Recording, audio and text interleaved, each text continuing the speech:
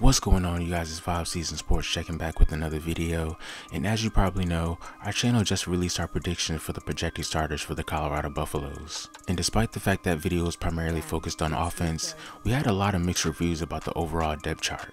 So in this video, we're going to go over the real prediction for the defensive lineup and some of the big time players that'll make a huge impact for this team once the season starts. But before we get started, make sure you mash that like button like some mashed potatoes or gravy on top, and hit that subscribe button so you can stay updated every time we drop a new video. What? Boy, if you don't...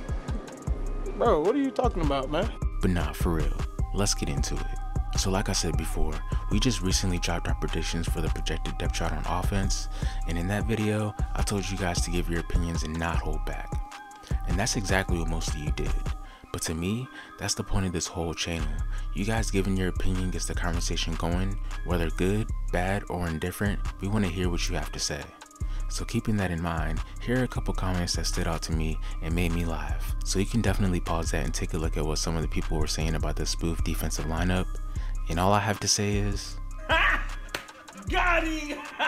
But anyways, with the negative, there's always a good few people who see the positive in things. And I definitely want to give a quick shout out to Alpha American Gaming and Sports. So if you see this, maybe hit me up on Twitter and we can collaborate one day. And I also want to give a huge shout out to David Talks Buffs. Go check out his channel because he has some really great insider content about Colorado football and the city. And on top of that, he's a really cool and genuine dude outside of YouTube. So you should definitely expect us to be bringing you guys some dope content in the near future. But with that being said, let's hop into this defensive depth chart. In this video, we'll be focused on the defense, but in my next video, I'll be comparing this overall roster to one of the best college football teams of all time.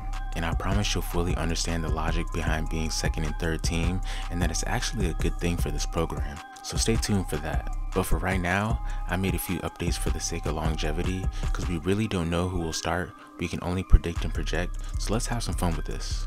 So we're going to start with Travis Hunter. We already know the deal with him. He plays both sides of the ball, and he's so good that he can basically be on the island by himself. But a big weakness of this is getting beat over the top, mainly because safeties will have the luxury of creeping in the box or playing in between the hashes. But if the ball is in the air and he gets his eye on the ball, he'll automatically turn into a receiver and pick it off, or he'll make an incredible play to make the whole ball disappear from our eyes. Dude is a straight up magician on the field. But under him, I have Kendrick Breedlove, who formerly played at Ole Miss, and I strongly feel like this is the perfect opportunity for him to get some playing time at Colorado and solidify his spot at the corner position for years to come.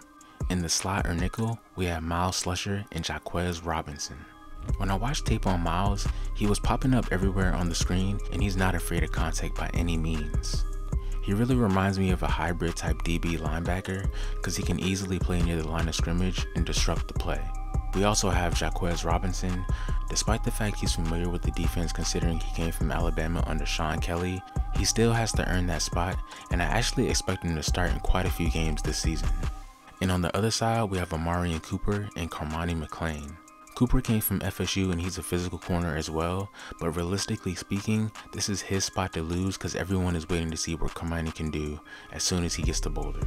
Moving to the safeties, we have Shiloh Sanders, Travis Jay, and Vito Tisdale. Ironically, all three of these guys have a history of injuries, and both Vito and Travis didn't play last season.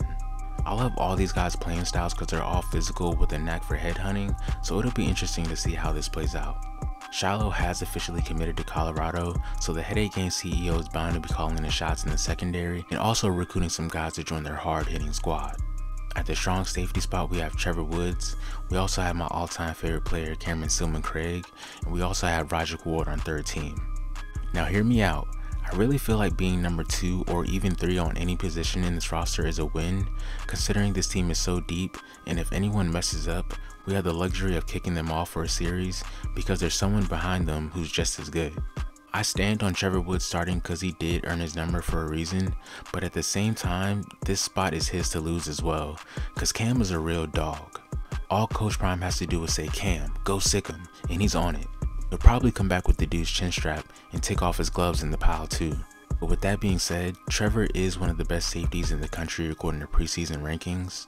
And to be honest, if I create his highlight reel today and post it, YouTube would probably take it down because this guy was straight up murdering guys on the field for Colorado last season. But it's hard to say because Cam isn't in Headache Game by mistake. In my opinion, we have the hardest hitting secondary in the Pac-12 with these two guys, plus Roger Gordon in rotation.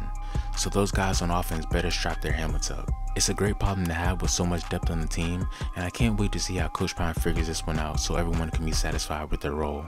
At the linebacker, we have Levonta Bentley, Brendan Gant, Demoy Kennedy, and Marvin Ham. And we also have Isaac Hurtado and Jeremiah Brown on third team. The linebacker depth can be improved, but I feel like Coach Hart is confident in his room and he'll be able to make something shake with these group of guys, plus the backups.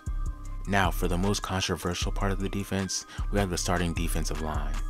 Jordan Dominic, Shane Cooks, Leonard Payne Jr., and Derek McClendon are most likely going to be the starters, and it just can't get much better than this. All these guys are big time names, but some of them just didn't get their fair shake at their old school.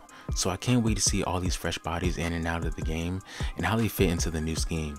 An honorable mention that didn't make the set is Taj Alston, and I left him out because we truly don't know when he'll be 100% recovered from his injury, but I have a feeling he'll be good to go the first couple of weeks of the season, and we should see him in heavy rotation and in vital situations.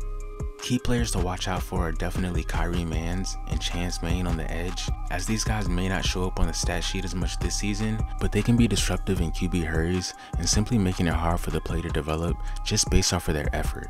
The defensive line is probably one of the most competitive rooms, and I really don't see how offenses will be able to keep up with this rotation. Third downs are going to be a war zone every single time, and considering all these guys are being coached by Nick Williams and Sal Sunseri, I see a lot of these guys having the opportunity to play ball at the next level. Now you guys know the drill. Leave your comments below and let me know what you think about this defensive lineup. Also, stay tuned for my next video where I'll be comparing this roster to one of the best college football teams of all time.